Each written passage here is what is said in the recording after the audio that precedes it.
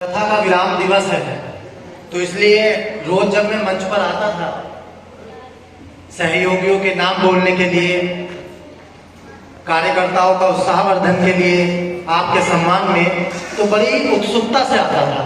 लेकिन आज थोड़ा मन भी व्यथित है, क्योंकि 7 दिन तक आपके साथ में रहे, आपने हमें समय समय पर मार्गदर्शन किया, कहीं अगर हम व्यथित हुए तो हमें संभाला। और मैं ये कहूं कि संत का आना और बसंत का आना ये बड़े ही सौभाग्य की बात है। और पूज्य व्यास जी जब आप यहाँ आए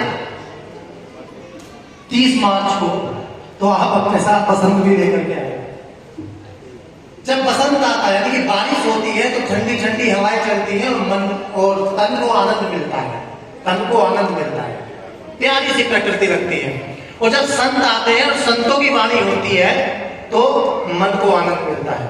अब मौसम बरसात का नहीं, लेकिन 31 तारीख में जो जोर की बारिश हुई, लगा कि कलश यात्रा कैसे होगी, और बारिश के रुकते ही बारिश रुकी और बहुत ही भव्य कलश यात्रा हमारी माताओं बहनों के सहयोग से निकली। इसके लिए एक बार माताओं बहनों के लिए जोरदार तालियां बजाइए, जिन्होंने पूरे नगर में श्री शिव महापुराण के पक्ष में माहौल बनाने का काम किया। बारिश से भी नहीं घबराए, और कुछ माताएं, कुछ नहीं अधिकतर माताएं नंगे पांव चल रही थी। कीचड़, कूड़ा, करकट चलते जा रहे हैं, ओम नमः शिवाय, हर हर महादेव के नारों से ऐसी कलश यात्रा ताजपुर में निकली। इसके लिए आप सब बधाई के पात्र हैं। और मैंने कहा, मैं पहले भी कह रहा था कि संत हमें याद करें, ये हमारा भाग्य है। संत हमें पूछ ले, हमें देख ले, ये हमारा सौभाग्य है। और संत अगर हमारे बीच में आकर के अपना प्रवचन करे, तो ये हमारा परम भाग्य है। और उसके बाद भी हम संत की महिमा को ना समझ पाए, कथा में ना आ पाए, तो ये हमारा दुर्भाग्य है। लेकिन हम सब सौभाग्यशाली हैं, जितने यहाँ बैठे हैं, जितने कथा में आए हैं, कि हम इस सौभाग्यशाली क्षणों के साक्षी बने हैं। अब पूज्य व्यास जी 4 लाइनें हैं, हो सकता है कि हमसे कोई गलती हो गई हो आपके स्वागत में, आपके आदर सत्कार में। जितनी हमारी बुद्धि थी, मैं मन से कह रहा हूं, जितनी हमारी बुद्धि थी, जितनी हमारी सामर्थ्य थी, हम उतना कर पाए। कि जाने अनजाने में भूल हमारी हो सकती है, जाने अनजाने में भूल हमारी हो सकती है। कहीं किसी मोड़ पर ये बुद्धि ही तो है खो सकती है, कहीं किसी मोड़ पर ये बुद्धि ही तो है खो सकती है।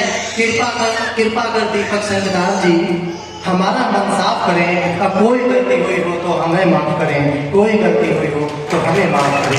तो ये माफी पूरे सबकी ओर से मांग रहा हूँ कि कहीं अगर कोई हमसे भूल हुई हो, कहीं हमसे कोई आपके स्वागत में, आपके सत्कार में। वैसे व्यास जी ने, मैं बिल्कुल सच्चे मन से कहता हूँ, व्यास जी ने 7 दिन में किसी दिन कॉल करके ये नहीं कहा कि हमें इस चीज की आवश्यकता है। हम जाके देखते थे कि ये चीज है नहीं, हम पूछते थे व्यास जी ये चीज तो है नहीं, अरे हो नहीं, कोई बात नहीं है। और प्रभु की कथा, यानी शिव भगवान की कथा और मनुष्य की व्यथा अनंत है, इसकी कमी नहीं है। और जो इन दोनों चीजों को समझ ले, वही तो दीपक संगदास जी जैसा संत है, दीपक जी जैसा संत है। और भगवान से यही मेरी प्रार्थना है। और मैं एक बात बिल्कुल साफ कर दूं, इस कथा को हमने नहीं कराया, नहीं कराया हमने इस कथा को। इस कथा को भोले बाबा की प्रेरणा में कराया है। हमारी क्या औकात है कि हम कथा करा सके, भगवान का नाम ले सके।